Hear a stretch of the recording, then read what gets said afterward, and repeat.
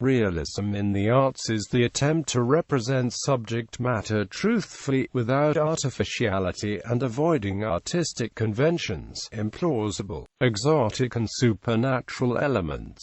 Realism has been prevalent in the arts at many periods, and is in large part a matter of technique and training, and the avoidance of stylization. In the visual arts, illusionistic realism is the accurate depiction of life forms, perspective, and the details of light and color. Realist works of art may emphasize the mundane, ugly or sordid, such as works of social realism, regionalism, or kitchen sink realism. There have been various realism movements in the arts, such as the opera style of Verismo, literary realism, theatrical realism, and Italian neo-realist cinema. The realism art movement in painting began in France in the 1850s, after the 1848 revolution. The realist painters rejected Romanticism, which had come to dominate French literature and art, with roots in the late 18th century.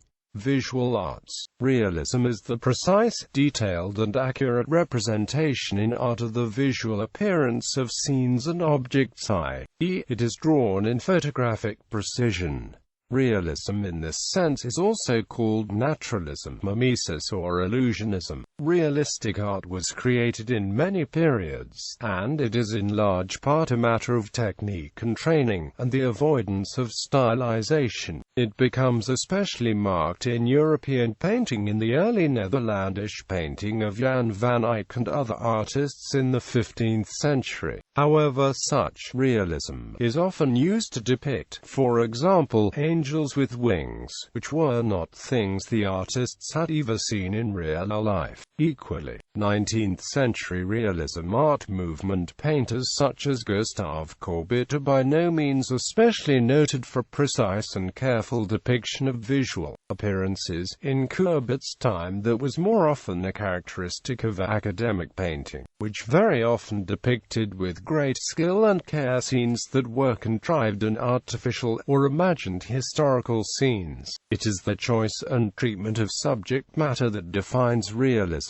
as a movement in painting, rather than the careful attention to visual appearances. Other terms such as naturalism, naturalistic, and veristic do not escape the same ambiguity, though the distinction between realistic and realist is often useful, as is the term illusionistic for the accurate rendering of visual appearances. Illusionistic realism, the development of increasingly accurate representation of the visual appearances of things, has a long history in art. It includes elements such as the accurate depiction of the anatomy of humans and animals, of perspective and effects of distance, and of detailed effects of light and color. The art of the Upper Paleolithic in Europe achieved remarkably lifelike depictions of animals, and ancient Egyptian art developed conventions involving both stylization and idealization that nevertheless allowed very effective depictions to be produced very widely and consistently. Ancient Greek art is commonly recognized as having made great progress in the representation of anatomy, and has remained an influential model ever since. No original works on panels or walls by the great Greek painters survive, but from literary accounts,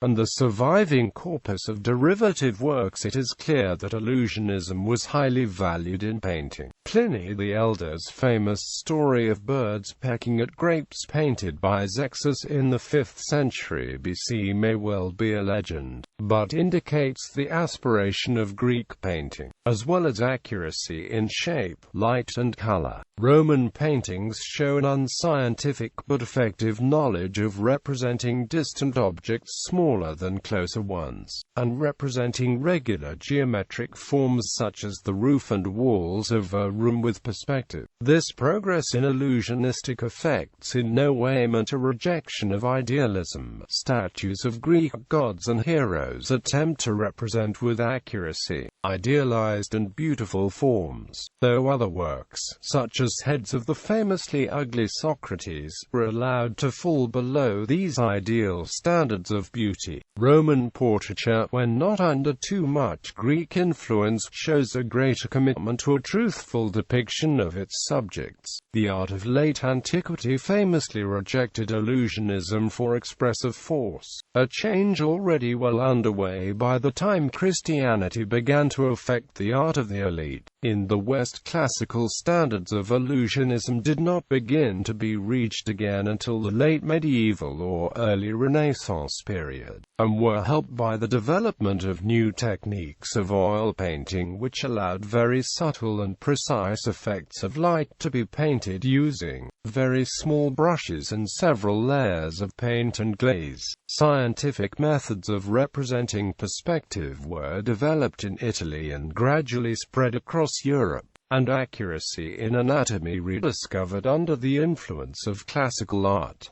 As in classical times, idealism remained the norm. The accurate depiction of landscape in painting had also been developing in early Netherlandish and Renaissance painting, and was then brought to a very high level in 17th-century Dutch Golden Age painting, with very subtle techniques for depicting a range of weather conditions and degrees of natural light, after being another development of early Netherlandish painting. By 1600, European portraiture could give a very good likeness in both painting and sculpture, though the subjects were often idealized by smoothing features or giving them an artificial pose. Still life paintings, and still life elements in other works, played a considerable role in developing illusionistic painting, though in the Netherlandish tradition of flower painting they long lacked realism, in that flowers from all seasons were typically used, either from the habit of assembling compositions from individual drawings, or as a deliberate convention. The large displays of bouquets in vases, though close to modern displays of cut flowers that they have influenced, were entirely atypical of 17th-century habits, where flowers were displayed one at a time. Intriguingly, having led the development of illusionic painting, still life was to be equally significant in its abandonment in Cubism, realism and naturalism as the depiction of ordinary, everyday subjects. The depiction of ordinary, everyday subjects in art also has a long history, though it was often squeezed into the edges of compositions, or shown at a smaller scale. This was partly because art was expensive and usually commissioned for specific religious, political or personal reasons,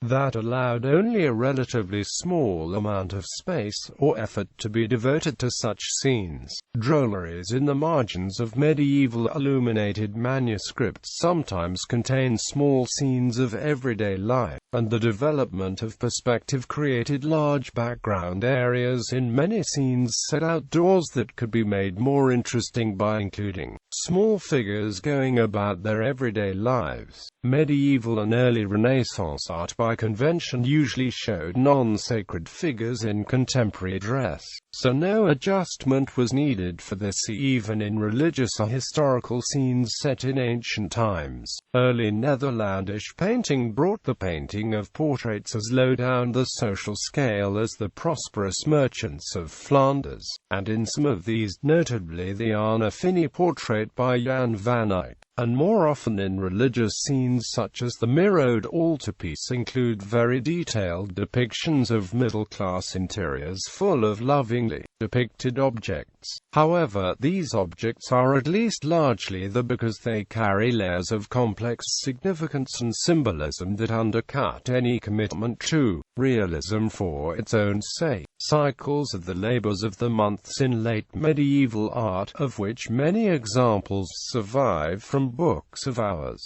concentrate on peasants laboring on different tasks through the seasons, often in a rich landscape background, and were significant both in developing landscape art and the depiction of everyday working-class people. In the 16th century there was a fashion for the depiction in large paintings of scenes of people working, especially in food markets and kitchens. In many the food is given as much prominence as the workers. Artists included Peter Ertzen and his nephew Wikembe Ukler in the Netherlands, working in an essentially Mannerist style, and in Italy the young Annibale Carracci in the 1580s, using a very down-to-earth unpolished style, with Bartolomeo Passerotti somewhere between the two. Peter Bruegel the elder pioneered large panoramic scenes of peasant life. Such scenes acted as a prelude for the popularity of scenes of work in genre painting in the 17th century, which appeared all over Europe, with Dutch Golden Age painting sprouting several different subgenres of such scenes, the Bamboccianti in Italy, and in Spain the genre of bodegones, and the introduction of unidealized peasants into history paintings by Giuseppe de Ribera and Velázquez, the Lenain brothers in France, and many Flemish artists including Adrian Brouwer and David Teniers the elder and younger painted peasants, but rarely townsfolk. In the 18th century small paintings of working people working remained popular, mostly drawing on the Dutch tradition, and especially featuring women. Much art depicting ordinary people, especially in the form of prints, was comic and moralistic,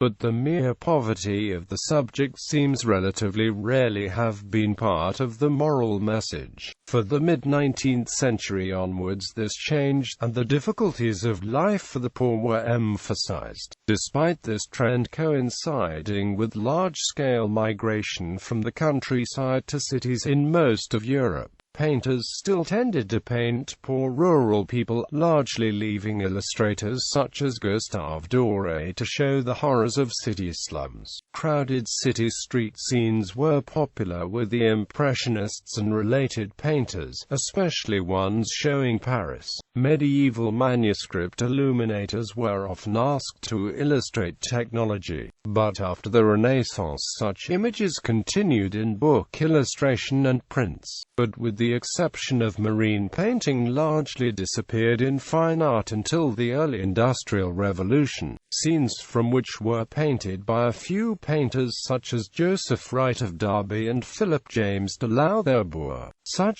subjects probably failed to sell very well, and there is a noticeable absence of industry, other than a few railway scenes, in painting until the later 19th century, when works began to be commissioned, typically by industrialists or for institutions in industrial cities, often on a large scale, and sometimes given a quasi-heroic treatment. American realism, a movement of the early 20th century, is one of many modern movements to use realism in this sense.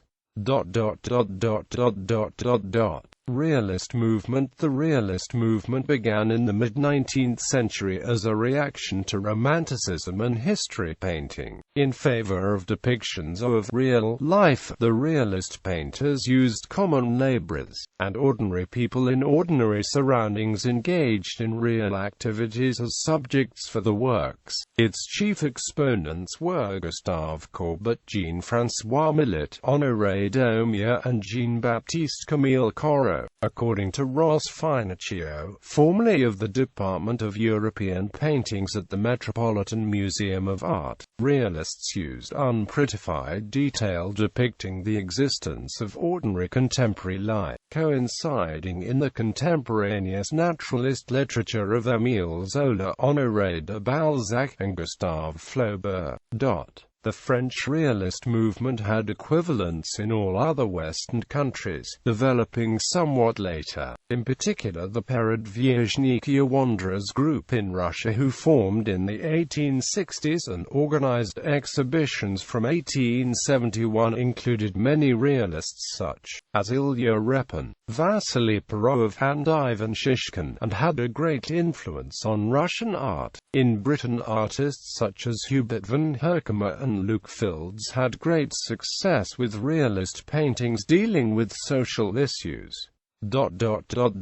Realism and naturalism as resisting idealization. Realism and naturalism as a style meaning the honest, unidealizing depiction of the subject, can of course be used in depicting any type of subject, without any commitment to treating the typical or everyday. Despite the general idealism of classical art, this too had classical precedents, which came in useful when defending such treatments in the Renaissance and Baroque. Demetrius of Alapece was a 4th century BCE sculptor whose work was said to prefer realism over ideal beauty, and during the ancient Roman Republic even politicians preferred a truthful depiction in portraits, though the early emperors favored Greek idealism. Goya's portraits of the Spanish royal family represent a sort of peak in the honest and downright unflattering portrayal of important persons. A recurring trend in Christian art was realism that emphasized the humanity of religious figures, above all Christ and his physical sufferings in his passion. Following trends in devotional literature, this developed in the late Middle Ages, where some painted wooden sculptures in particular strayed into the grotesque in portraying Christ covered in wounds and blood, with the intention of stimulating the viewer to meditate on the suffering that Christ had undergone on his behalf. These were especially found in Germany and Central Europe. After abating in the Renaissance, similar works reappeared in the Baroque, especially in Spanish sculpture. Renaissance theorists opened a debate, which was to last several centuries, as to the correct balance between drawing art from the observation of nature and from idealized forms, typically those found in classical models, or the work of other artists generally. All admitted the importance of the natural, but many believed it should be idealized to various degrees to include only the beautiful. Leonardo da Vinci was one who championed the pure study of nature, and wished to depict the whole range of individual varieties of forms in the human figure and other things. Leon Battista Alberti was an early idealizer, stressing the typical, with others such as Michelangelo supporting selection of the most beautiful. He refused to make portraits for that reason. In the 17th century the debate continued, in Italy usually centered on the contrast between the relative classical idealism of the Carracci and the naturalist style of the Caravaggisti, or followers of Caravaggio, who painted religious scenes as though set in the back streets of contemporary Italian cities. Hearn used naturalist as a self-description. Bellori, writing some decades after Caravaggio's early death, and no supporter of his style, refers to those who glory in the name of naturalists. In the 19th century, naturalism, or the naturalist school, was somewhat artificially erected as a term representing a breakaway sub-movement of realism that attempted to distinguish itself from its parent by its avoidance of politics and social issues, and liked to proclaim a quasi-scientific basis, playing on the sense of naturalist as a student of natural history, as the biological sciences were then generally known. The originator of the term was the French art critic Jules Antoine Castagnary, who in 1863 announced that the naturalist school declares that art is the expression of life under all phases and on all levels, and that its sole aim is to reproduce nature literature by carrying it to its maximum power and intensity. It is truth balanced with science. Émile Zola adopted the term with a similar scientific emphasis for his aims in the novel. Much naturalist painting covered a similar range of subject matter as that of Impressionism, but using tighter, more traditional brushwork styles, and in landscapes often with more gloomy weather. The term continued to be used indiscriminately for various kinds of realism for several decades, often as a catch-all term for art that was outside Impressionism and later movements of modernism and also was not academic art. The later periods of the French Barbizon school and the Dusseldorf school of painting, with its students from many countries, and in 20th century American regionalism are movements which are often also described as naturalist, although the term is rarely used of British painting. Some recent art historians have deepened the confusion by claiming either Courbet or the Impressionists for the label.